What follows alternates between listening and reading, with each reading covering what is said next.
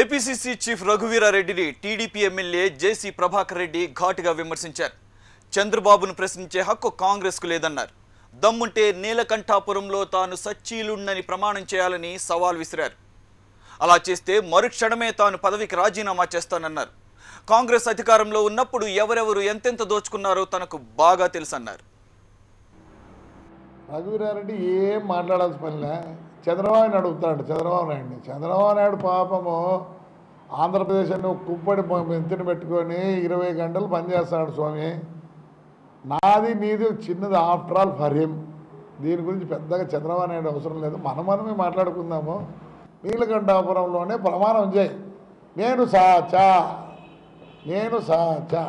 అని 3 సార్లు ప్రమాణం చేయి. నా రిజిగ్నేషన్ లెటర్ ఆడ నుంచే స్పీకర్ పంపిస్తాను.